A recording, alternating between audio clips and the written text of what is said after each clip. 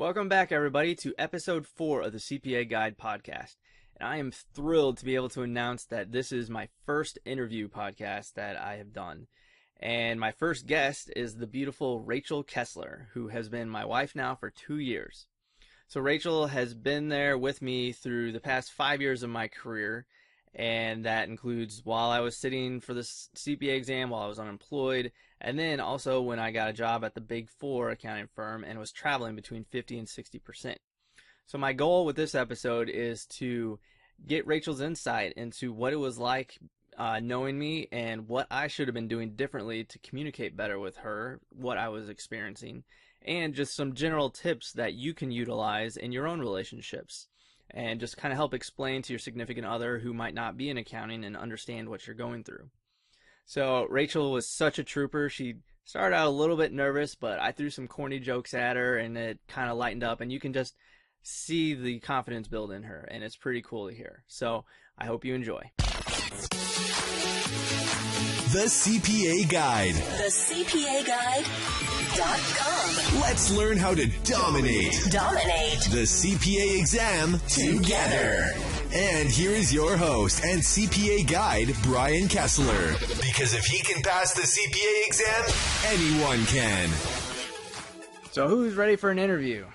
I don't know about you, but after 3 episodes of me talking, I think it's about time I brought someone else onto the show. Who better than my lovely wife, Rachel? We've known each other now for over 5 years as of the time of this recording, and she currently works in healthcare at a hospital. So we're just enjoying this beautiful July afternoon in St. Louis, Missouri with our awesome little dog while sipping on some tasty adult beverages. And we thought it would be a great idea to share how our relationship worked during the time I was studying for the CPA exam and while traveling for a Big Four accounting firm. So cheers, dear. Are you ready to go?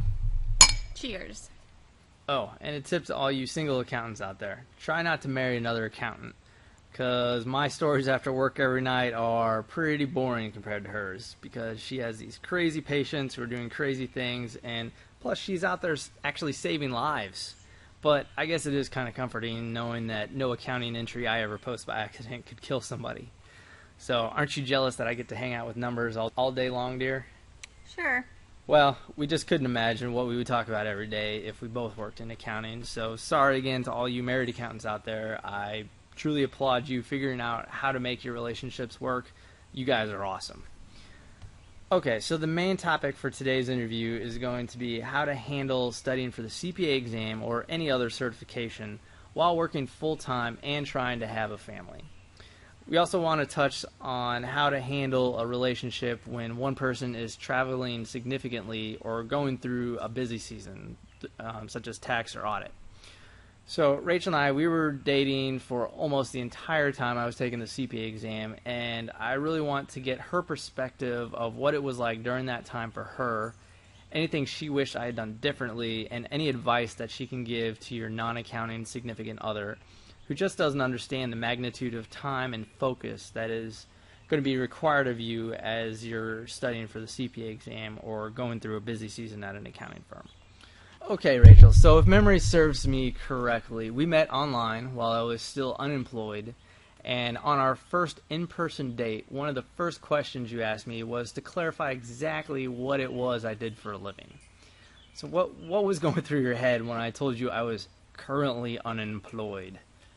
Well, it made an awkward silence at first, but then we kept walking and talking, and I got to know you a little bit more, and you explained what it took to study for the CPA exam, and I realized that you weren't just sleeping all day or playing video games, but you were actually motivated to pass the CPA and look for a job.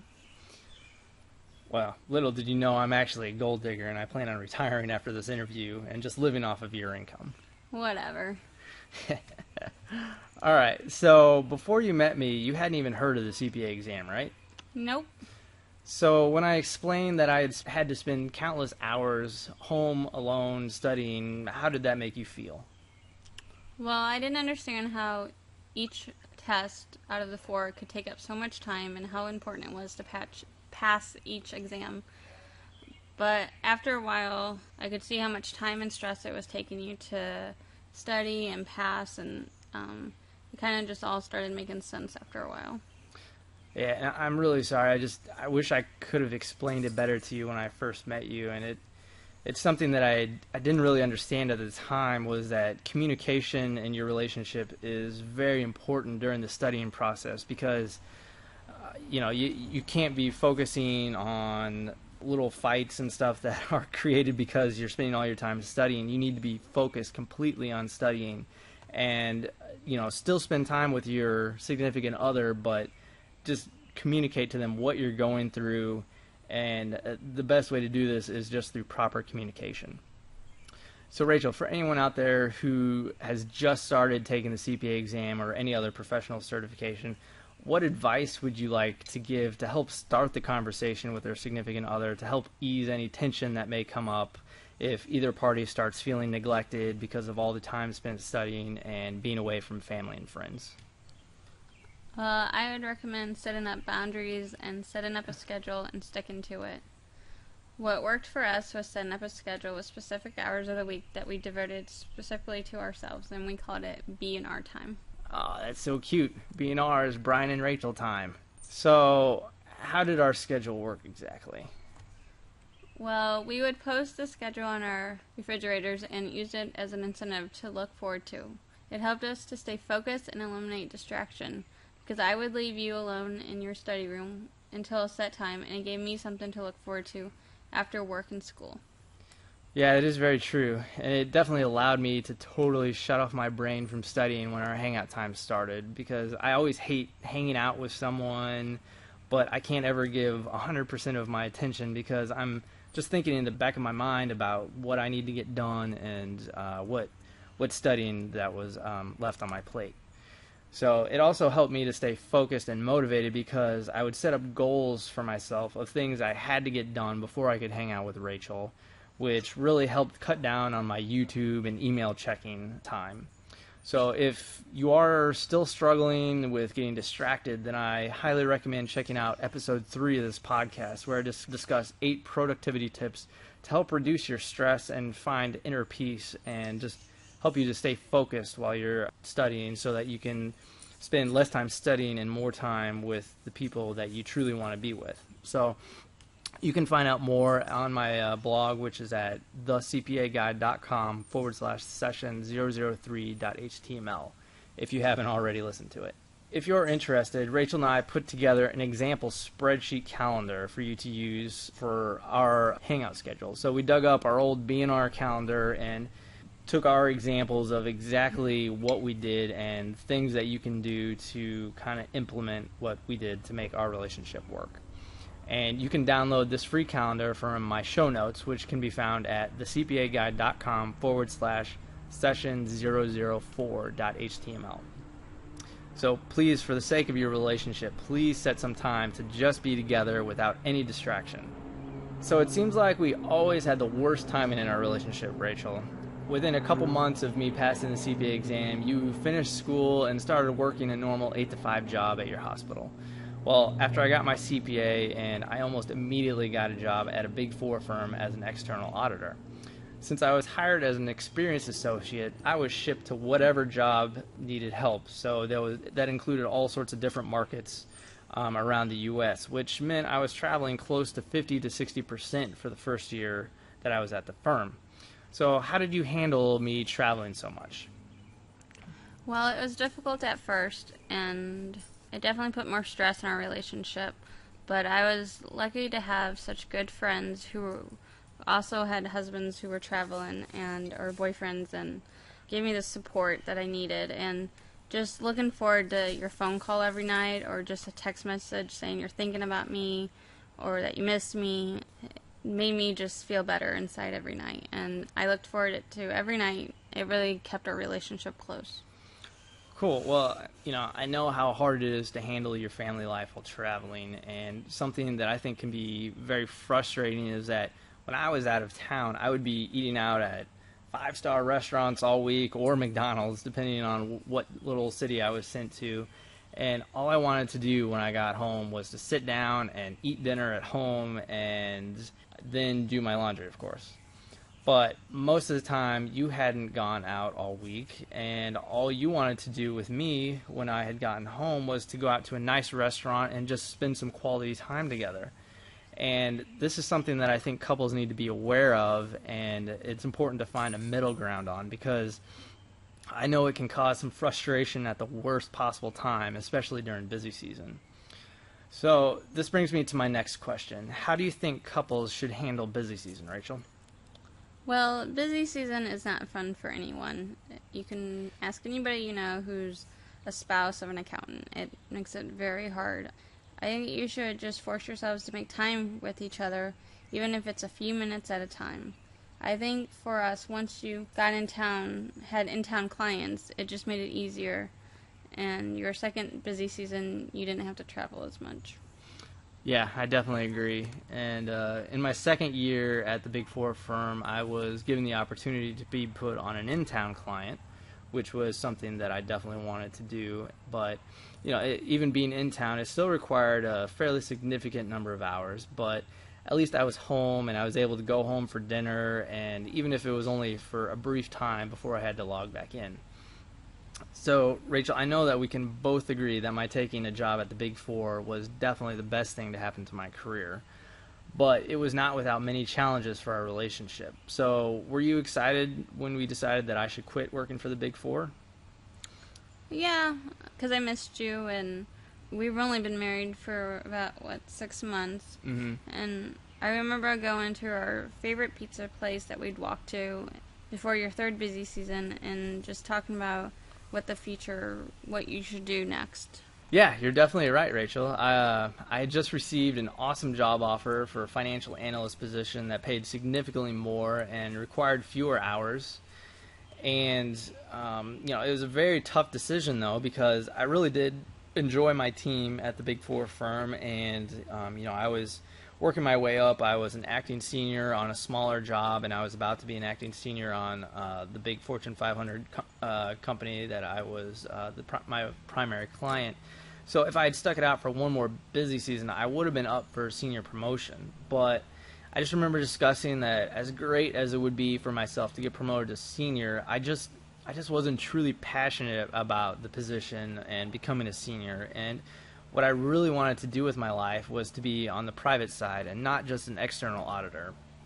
And not to say that the Big Four is a terrible place to work. It was the best decision I ever made for my career. And the absolute amazing thing about the Big Four is that they certainly use you to do a lot of their grunt work and totally push you to your limits, which is a good thing, by the way, because whenever you leave the Big Four, any other job is going to seem like a breeze.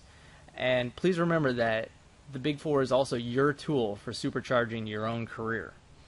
So I knew by going into the Big Four that it was going to be the most challenging job I had ever held, but it's what I craved after working at a dead-end accounting job. And after I got my CPA, I had something to prove after, I was laid off from my first job due to the economy. So my goal was to just make it 1 year at a time at the Big Four and then see what happened. And at the end of each year, we'd kind of reassess where I was at and what would be best for us. So was I ever unhappy at the Big Four during busy season? Absolutely. You'd be crazy not to be at some point. But would I trade anything for the 2 years of experience I obtained? Absolutely not. I saw some of the most successful companies in the U.S. I got to see their inner workings, what makes them successful, and just got to see amazing things that the majority of people do not ever get to see. And I totally used the Big Four to boost my resume and get the job that I truly wanted as a financial analyst at one of the biggest banks in the world. And I could not be happier. Wouldn't you agree, Rachel? I do agree. I'm so proud of everything you've accomplished while you worked at the Big Four. I think it developed you as a hard worker. It put you in stressful situations, and it made you who you are today. But it was nice to see you get excited and be passionate about a new job as well. Plus, the raise was pretty nice, too. Yeah, absolutely. So if your goal right now in college or as a first-year associate is to go into the Big Four and make partner, I certainly applaud your enthusiasm, and I truly hope that you can make it, because the Big Four or any even regional accounting firms, it's a great career. But just always remember that if in a few years you decide that you don't like it, do not be afraid to find something different. I know several people who just stuck it out at a job that they hated just because the idea of leaving a job terrifies them. And believe me, this leads to a miserable life for sure. So, to quote Steve Jobs, who would ask himself the following in the mirror every day, and I quote, "If today were the last day of my life, would I want to do what I'm doing today? And whenever the answer has been no for too many days in a row, I know I need to change something." So change can be very scary, especially in this economy. But just remember that it's okay to be always on the lookout for a bigger and better job.